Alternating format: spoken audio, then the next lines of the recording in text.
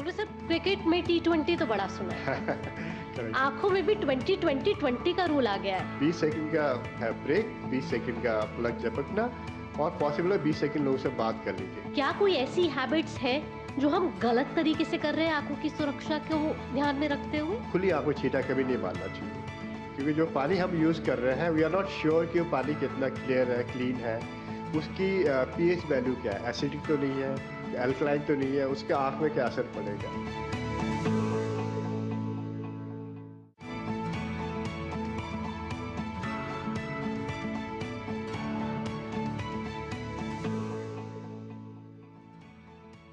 Rolling क्या? असल में पता ही नहीं चलता कि कब से ये उंगलियां ऐसे दौड़ती जाती हैं और आपको पता ही नहीं चलता आप कब से इस यंत्र की ओर देखे जा रहे हैं। बस स्क्रॉल करे जा रहे जब तक ये आंखें दुख नहीं जाती आपका ये बटन बंद नहीं होता। जी हाँ, टोटल हेल्थ पॉडकास्ट में आप सभी का स्वागत है। नमस्कार, मैं हूँ आपके साथ भावना नैयर। आंखें तो आप सबको पता है ना, बहुत कीमती हैं। साहित्य से लेके सिनेमा तक कहाँ तक आंखों के कसीदे नहीं पढ़े गए हैं। आज बात आंखों की ही होगी, क्योंकि आंखों को आप लगातार नजरअंदाज कर रहे हैं और बातचीत करने के लिए इससे बेहतर गेस्ट कौन हो सकता है। आज हमारे साथ मौजूद हैं डॉक्टर JS तेतियाल, जो डिस्टिंग्विश्ड ऑप्थेमोलॉजिस्ट है और करीब करीब 40 साल तक उन्होंने एम्स के साथ काम किया है और अब वो डॉक्टर अग्रवाल आई हॉस्पिटल के साथ जुड़ चुके हैं। डॉक्टर JS तेतियाल पद्मश्री अवार्डी हैं और देश के जाने माने ऑप्थेमोलॉजिस्ट हैं। ये पहले इंडियन डॉक्टर हैं जिन्होंने लाइव सर्जरी डेमोन्स्ट्रेशंस की हैं USA में। बहुत बहुत स्वागत है doctor Titiyal total health podcast में। नमस्कार Bhavna ji, it is really interesting and excited to be in this podcast today. Doctor Titiyal, आंखें तो सब बयां कर देती हैं ना, सुख दुख खुशी, तो क्या आंखें आपके शरीर की बीमारियां का पता भी बता देती हैं?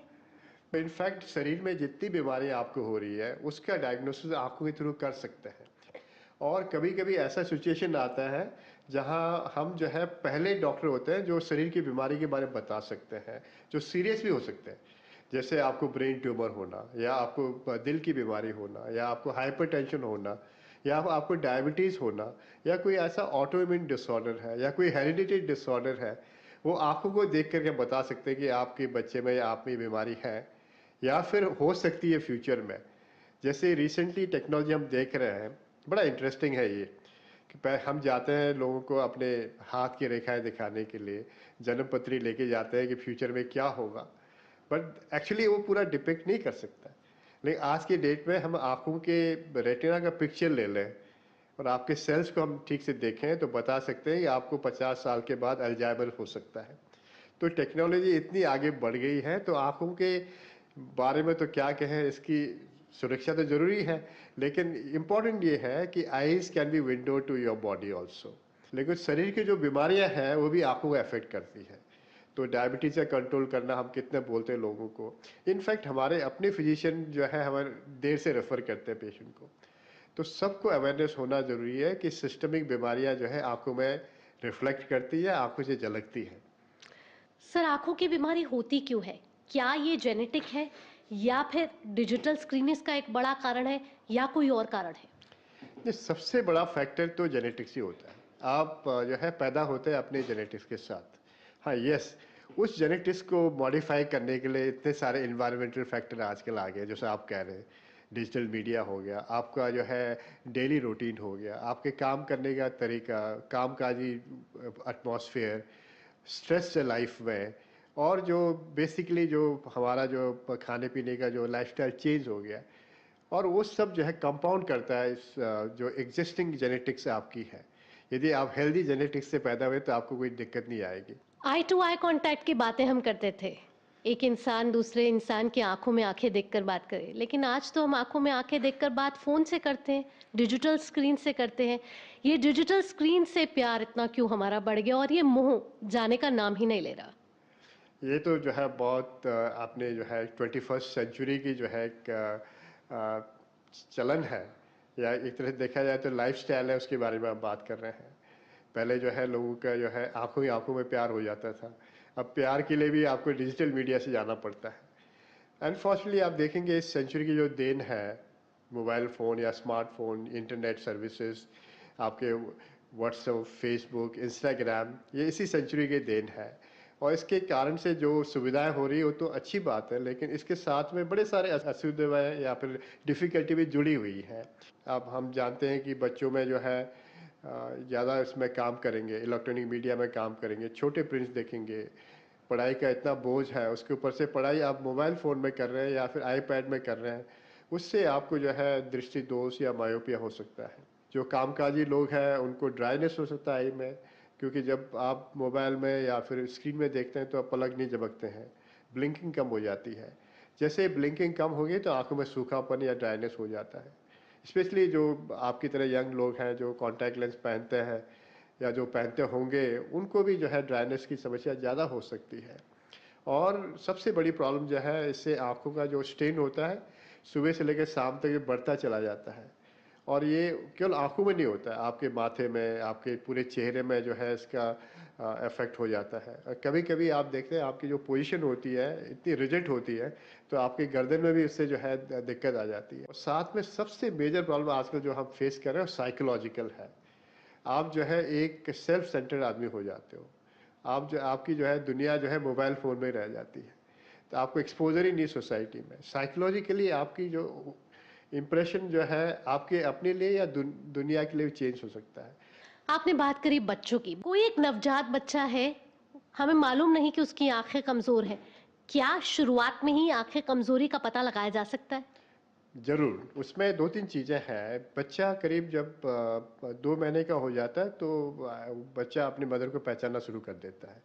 यदि आपको लगता है कि बच्चा जो है मदर को नहीं पहचान रहा है, केवल साउंड से पहचान रहा है या फिर जो हम खिलौने उनको दे रहे हैं उसके पास अट्रैक्ट नहीं कर रहा है, वो इंडिकेशन कि आपको बच्चे की नज़र साफ नहीं है। तो वही टाइम में तुरंत जो है आँखों की चेकअप करानी चाहिए उनको जो है। बच्चों में बढ़ने वाले मायोपिया के 2005 में ये सिर्फ 4% था। 2 दशक बाद ये 25% पहुंच चुका है। आज से 2 दशक बाद की बात करें तो किस ओर हम जाते हुए नजर आ रहे हैं, क्योंकि आजकल बच्चे बिना टीवी या मोबाइल देखे खाना ही नहीं खाते। या फिर बात अगर पेरेंट्स की भी करें तो आप देखेंगे रेस्टोरेंट में या फिर कहीं और वो मोबाइल दे देते हैं बच्चों को, तो उनको भी एक बड़ा हथियार मिल गया है। ऐसे में ये डिजिटल स्क्रीन कितनी बड़ी घातक बीमारी बन सकती है बच्चों के लिए। आप बिल्कुल सही कह रहे हैं कि ये तो हम भी देखते आ रहे हैं। बड़े सारे ऐसे सिचुएशन होते हैं, बच्चा रो रहा हो तो पेरेंट्स से मोबाइल हाथ में थमा देते हैं। बच्चा चुप हो जाएगा, हमें काम करने के लिए जो है टाइम मिल जाएगा। इनफैक्ट वो नहीं जानते कितना अपने बच्चे के लिए मुसीबत खड़ी करने वाले हैं फ्यूचर के लिए। और जहाँ तक बच्चों में एक एज ग्रुप होता है जहाँ आई ग्रो कर रही होती है। जब हमारा बच्चा पैदा होता है तो 100% ग्रोथ नहीं होती है बच्चे की। तो आने वाले 2-3 सालों में जाके आँख की ग्रोथ जो है 100% हो जाती है। ये 2 या 3 साल ऐसे सिचुएशन होता है जहाँ पर आपको स्ट्रेन करेंगे आँखों में, तो आँखों का शेप या साइज़ चेंज हो सकता है। तो यदि 3 साल से कम के बच्चे को आप मोबाइल फ़ोन दोगे, तो सबसे ज़्यादा आँखों में नुकसान उस बच्चे को होगा, क्योंकि तब आँख ग्रो कर रही होती है, आप उस ग्रोथ के लिए स्ट्रेस दे रहे हैं, हम्म। तो आँख की ग्रोथ ज़्यादा बड़ी हो जाएगी, जिससे मायोपिया हो जाता है। तो आँख की एक लेंथ होती है, तो इस प्रेशर में लेंथ बढ़ सकती है, जितना लेंथ बढ़ेगा उतना मायोपिया बढ़ेगा। तो ये हम कहते हैं इसे प्रोग्रेसिव मायोपिया या फिर मायोपिया बढ़ते चले जाना। और वो तब जाके रुकता है जब आपकी शरीर की या आँख की ग्रोथ कम हो जाती है या ख़त्म हो जाती है। तो आप जानते हैं शरीर की ग्रोथ तो प्यूबर्टी तक चलती रहती है, 13 साल तक, 15 साल तक। तो सिमिलरली आँखों की ग्रोथ भी चल सकती है। और ये जो आप कह रहे हैं मोबाइल फ़ोन में जो है बच्चे काम करते रहते हैं या पेरेंट्स उनके ध्यान नहीं देते हैं, ये जो है शरीर को जो है चेंज कर देता है, आइज़ को भी चेंज कर देता है। तो मायोपिया डब्ल्यूएचओ के हिसाब से देखा जाए तो उन्होंने प्रिडिक्ट किया है पूरे वर्ल्ड के लिए कि 2050 तक 50% पॉपुलेशन वर्ल्ड की मायोपिक हो जाएगी। कह सकते हैं कि मायोपिया एक एपिडेमिक है जो एक यस, साइलेंट एनिमी के तौर पर आगे बढ़ता हुआ एक दीमक की तरह आंखों को खाता हुआ नजर आ रहा है। ये एक जो है शारीरिक डिफॉर्मिटी हो जाती है, आपको ग्लासेस लगाने पड़ सकते हैं। अब ये सोच लो कि वो आदमी जो थिक ग्लासेस लगा रहा है जिसको मायोपिया हो जाता है, -5 से ज़्यादा हो गया, तो ये आर्म फोर्सेस के लिए फिट नहीं है, फोर्सेस के लिए फिट नहीं है, एकेडमी उसके लिए फिट नहीं है। तो हमारे सोसाइटी को कितना नुकसान है इसमें, देखो प्रोडक्टिविटी कितनी कम हो जाएगी। तो एक इफ़ेक्टिव ज़िंदगी होने के लिए आई का भी साफ़ होना बहुत ज़रूरी है। इसलिए ये एक डरने वाली बात तो है, जैसे आप कह रहे हैं, एपिडेमिक तो एक डरने वाली बात है। लेकिन हम जो है डराना नहीं चाहते हैं, क्योंकि ये रोक सकते हैं इसको, बीमारी को। ठीक डॉक्टर साहब, अब बात चश्मे की करते हैं। लोगों को पता ही नहीं होता कि चश्मा पहनना कब है, कब ये पता चले। एज ग्रुप भी बता दीजिए, ये भी बता दीजिए कि कब पता चले कि चश्मा पहनने की ज़रूरत अब पड़ गई है, क्योंकि कई बार ऐसा होता है कि देर बहुत हो चुकी होती है। तो चश्मा तभी लगाना चाहिए जब आपको साफ नहीं दिखाई दे रहा हो, दूर के लिए या पास के लिए, दोनों। दूर के लिए तो बहुत ही इंपॉर्टेंट है। तो इसके लिए जो है एक मैं कहता हूँ कि एक स्टॉप एरियाज है। जैसे आपका बच्चा जो है स्कूल जाना शुरू करता है, वहाँ चेकअप जरूर कराइए। जब आपका बच्चा 9th स्टैंडर्ड में होता है तो एक चेकअप जरूर कराइए, क्योंकि उसको आगे जाना होता है। और उसके बाद तो ऑटोमेटिकली आई चेकअप होते चले जाते हैं। दूसरा, अराउंड 40 ईयर्स ऑफ एज, जब आपको पास का चीज़ साफ दिखाई देने लगता है या दूर बैठ के देखने लगता है, तब चेकअप जरूरी है। तीसरा, जब आप 60 के ऊपर हो जाते हो, तब बड़े सारे आंखों में बीमारी आने शुरू हो जाते हैं। ये 3 टाइम है जहाँ पर आंखों की चेकअप कंपलसरी है। डॉक्टर साहब, एक सवाल और है। चश्मा एक बार लग गया, क्या रिवर्स विजन हो सकती है? क्योंकि आप इंटरनेट पे जाएं तो दावे तो कई किए जा रहे हैं, कई मिश्रण भी अवेलेबल है, कई ड्रॉप्स अवेलेबल हैं। कहा यह जा रहा है कि इनको लगाइए, खाइए, 100% चश्मा उतर जाएगा। इसको मैं 2-3 तरह से लूँगा। यदि मैं खुद प्रैक्टिशनर हूँ तो मैं एक बार चश्मा लगा लो, फिर देखेंगे आगे क्या होगा। हाँ, हो सकता है आपका चश्मा उतर जाए, जिससे कि बच्चा मोटिवेट हो जाए कि मैं चश्मा लगा लूँ। कि बस बहुत से टाइम पेरेंट्स कहते हैं चश्मा लग गया तो उतर नहीं सकता है, तो चश्मा लगाते ही नहीं है फिर वो। तो एज अ पॉइंट ले सकते हैं। हाँ, कुछ चीज़ें हो सकती हैं, यदि आपका प्लस का चश्मा हो, आप बच्चा ग्रो कर रहा हो, तो ये नंबर धीरे धीरे हट सकता है। यदि माइनस का नंबर आ गया हो, जिसे हम मायोपिया कहते हैं, उसको रिवर्स करना बड़ा मुश्किल काम है, क्योंकि आँख का शेप ऑलरेडी बन चुका होता है। हाँ, कुछ एक्सरसाइजेज, कुछ आईज के जो सूदिंग इफेक्ट लाने के लिए, उससे जो है आपका आई का स्ट्रेन कम हो सकता है, तो आपका मायोपिया प्रोग्रेशन कम हो सकता है, जैसे हम बात कर रहे थे पहले। और साथ में बड़े सारे ऐसी चीज़ें हैं, आपकी डाइट का इम्प्रूव कर लो, फिजिकल एक्टिविटी इम्प्रूव कर लो, तो आपकी जो है चश्मे की रिक्वायरमेंट कम हो सकती है, यदि आपका नंबर बहुत माइनर हो तो। यदि नंबर ज़्यादा हो तो it's very difficult to remove और get rid of glasses, unless कि आप 18 साल से ज़्यादा हो जाए, तब जो है आपकी आंखें सूटेबल है तो लेजर सर्जरी करा सकते हैं आप जो है। ये 0 नंबर के ग्लासेस क्या होते हैं डॉक्टर साहब? जीरो नंबर ग्लासेस बेसिकली एक तो दो तरह के हो सकते हैं। एक कॉस्मेटिक हो सकता है जो आपको आपके चेहरे में जो है उसकी रंगत बढ़ा दे। दूसरा होता है थोड़ा सा प्रिवेंटिव, जैसे आपके ड्राइनेस है आपको, तो हवा डायरेक्टली हिट नहीं करेगी। तीसरा ये है कि उसमें मुझे रिफ्लेक्शन ज़्यादा हो रहा है, तो एंटी रिफ्लेक्टिंग कोटी लगा सकते हैं उसमें, या फिर ब्लू फिल्टर लगा सकते हैं। तो कभी कभी जीरो पावर लेंसेज भी लोग लगाते हैं, इफेक्टिव भी रहता है, लेकिन सही इंडिकेशन होना चाहिए उसके लिए। सर, क्या चश्मा पहनना ज़्यादा बेटर है या फिर लेसिक कराना? बड़ा सवाल है ये। हाँ, देखो, जहाँ तक भगवान ने जो आपको एक चेहरा दिया है, बॉडी दिया है, वो तो जो है उसको छेड़ना अच्छी बात नहीं है। तो बिना छेड़े आपके काम चल सकता है, तो चश्मा बेस्ट है, यदि आप उसको एक्सेप्ट कर लें तो। यदि आप चश्मा एक्सेप्ट नहीं करते तो आज के लेजर सर्जरीज बहुत ही जो है एक्यूरेट है सूटेबल लोगों के लिए, और उसकी परफेक्शन भी काफ़ी है। हम पिछले 40 साल से जो लेज़र में सुविधा यहाँ पर अवेलेबल है, इंडिया में तो बहुत प्रोग्रेशन हो गया उस फील्ड में, तो ये काफ़ी इफ़ेक्टिव रहता है।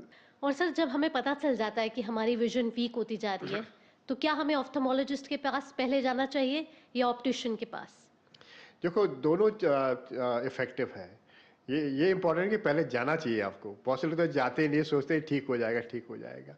यदि यस, आप बाई चांस एक ऑप्टिशियन के पास चले गए, यदि वो कहता है कि आपके नंबर हमने करेक्ट कर दिया, लेकिन आँखों का चेकअप करा लीजिए, तब आपको ऑप्थेल्मोलॉजिस्ट के पास जाना चाहिए, क्योंकि विजन करेक्शन ही इम्पोर्टेंट नहीं है, साथ में क्यों हो रहा है ये इम्पोर्टेंट है। कभी हो सकता है आपका जो आगे कॉर्निया है उसकी डिफॉर्मिटी हो, कभी हो सकता है आपकी रेटिना की डिफॉर्मिटी हो, या फिर रूटीन चेकअप करना भी ज़रूरी है, तो इसका कॉम्बिनेशन। आई हाइजीन तो हम सब मेंटेन करने की कोशिश करते हैं कि हम अपनी आंखों की देखभाल करने की कोशिश करते हैं, पर क्या कोई ऐसी हैबिट्स हैं जो हम सोच रहे हैं कि हम आंखों के लिए ठीक कर रहे हैं, लेकिन हम गलत कर रहे हैं? तो सबसे इम्पोर्टेंट मैं कहूँगा, लोग जानते नहीं वो क्या कर रहे हैं आँखों के लिए। जैसे आँखों में अननोइंगली आँखों को जो है आप रगड़ते रहते हो, मसाज करते रहते हो, जिसे हम आई रबिंग कहते हैं। उससे आँखों में बड़े सारे बीमारियाँ हो सकती है, तो कभी भी आई रबिंग नहीं करनी चाहिए आपको, आँखों को रगड़ने की ज़रूरत ही नहीं पड़ती। बहुत से लोग ऐसे पोजीशन में सोते हैं जिसमें आँखों में प्रेशर रहता है, तो ध्यान रखिए कि जब आप सोते हैं तो आँखों में हाथों का या फिर किसी का प्रेशर नहीं होना चाहिए। तो उससे जो है आपकी आँखों की नज़र खराब हो सकती है। ये 2 चीज़ें लोग जानते नहीं हैं। वैसे भगवान ने आँखें ऐसे बनाई कि अपने आप क्लीन कर देता है सब कुछ। हमारे बॉडी में सबसे क्लीन चीज़ जो है, एक्सटर्नल चीज़, वो आईज ही है। आईज में ऐसे मैकेनिज्म बने हैं कि अपने आप साफ करता रहता है। डॉक्टर साहब, क्रिकेट में टी20 तो बड़ा सुना है, करेक्ट। आंखों में भी 20-20-20 का रूल आ गया है। ये 20-20-20 क्या है? ये बड़ा अच्छा आपने कहा। ये हमने कोविड के टाइम में ये फॉर्मूला निकाला था, बिकॉज वर्क फ्रॉम होम था। तो लोग आप आंखों का केयर कैसे करेंगे, तो ये रूल निकाला था। उसमें ये था कि अब 20 मिनट आप काम करते हैं सिस्टम में, तो आपको जो है 20 सेकंड के लिए ब्रेक करना है। उसमें आप दूर देखना, आपको कोई हरी भरी चीज़ है या कि विंडो से बाहर देख लें, वो नहीं तो अपने आप को किसी और से बात कर लें, ब्रेक कर लें। और 20 सेकंड के लिए आंखों को पलक झपकिए अब जो है।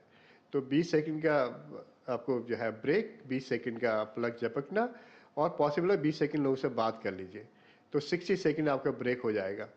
और आजकल जो है एक नया 20 मैंने निकाला है, उसमें जो है आपकी गर्दन की एक्सरसाइजेस, बिकॉज आप 2-3 घंटे जब काम करते गर्दन आपकी अकड़ जाती है। उसमें गर्दन right left slowly up and down, ये करेंगे 20 सेकंड के लिए, तो उससे भी आपको फायदा है। तो 20-20 एंड 20, तो ये नया रूल है इसके लिए। इसके साथ साथ सनग्लासेस की बात करते हैं। धूप से बचने के लिए हम सभी सनग्लासेस लगाते हैं।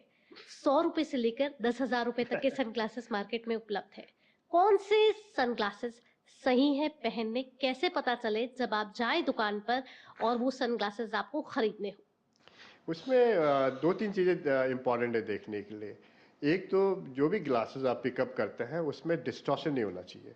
तो पहला काम ये करें कि जैसे पकड़ें तो देखें कि कोई डिस्टॉर्शन तो नहीं है। इसका मतलब है कि आपके ग्लासेस प्लेन है, क्लीन है, उसमें कोई गलत नंबर नहीं है उसमें। सेकंड ये है कि क्या किस पर्पज़ के लिए हम सन ग्लासेस ले रहे हैं।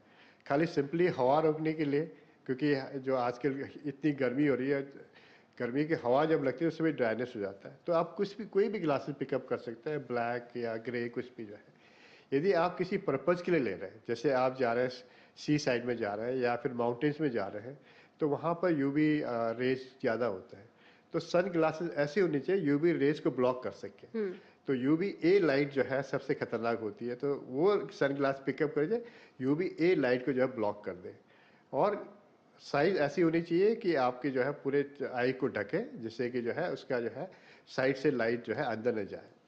तीसरा इंपॉर्टेंट ये है कि फिल्टर होनी चाहिए कभी कभी जो है। कौन से रेज फिल्टर करता है? यूवी लाइट तो हो ही गया, साथ में कभी कभी आप देखते हैं सबसे ज़्यादा जो आइज में जो पेनिट्रेट करते हैं वो लाइट है ब्लू रेज होता है। ब्लू रेंज के जो लाइट्स होते हैं, उस वेवलेंथ के लाइट जो है, उसको ब्लॉक करने के लिए आजकल बड़े सारे ब्लू फिल्टर लेंसेज भी आते हैं, जो सन ग्लासेस साथ हो भी सकते हैं, प्लेन ग्लासेस भी लगा सकते हैं। जैसे आपको रूटीनली ग्लासेस आप पहनते हो उसमें भी ब्लू फिल्टर लेंसेज लगा सकते हैं। Apart from that anti reflecting coating भी लगा सकते हैं, जिससे कि अनवांटेड लाइट रिफ्लेक्ट हो जाए और मेन लाइट अंदर चले जाए। समझ नहीं आता कि ये ब्लू लाइट एक्सपोजर है क्या? चश्मे में लगा तो देते हैं ये यूवी प्रोटेक्टर, लेकिन समझ नहीं आता कि ये हमारी काम की चीज़ है भी या नहीं। मैं ये कहूँगा कि नया जो है तरह का एक थिंकिंग है लोगों के ऊपर कि जब से हमारे कंट्री में या वर्ल्ड ओवर एलईडी लाइट्स बढ़ गए हैं, तो उससे जो है ब्लू लाइट एमिशन ज़्यादा हो जाती है। सब ये कह रहे हैं कि हमें प्रोटेक्शन लेना चाहिए। उसका कितना असर है, nobody knows that, but yes, protection लेना चाहिए, प्रिवेंशन ज़रूरी है। तो मैं ये कहूँगा जो लोग ज़्यादा एक्सपोजर रहते हैं ब्लू लाइट से, उनको ज़रूर लगाना चाहिए। और जो रूटीन काम करते हैं जहाँ एक्सपोजर बहुत कम है, उनकी ज़रूरत नहीं है। एक बेस्ट एक्सरसाइज बता दीजिए डॉक्टर साहब आज, जो हर एज ग्रुप के लिए रामबाण है। बेस्ट एक्सरसाइज तो ये है कि अपनी आँखों को जो है हमेशा साफ रखिए।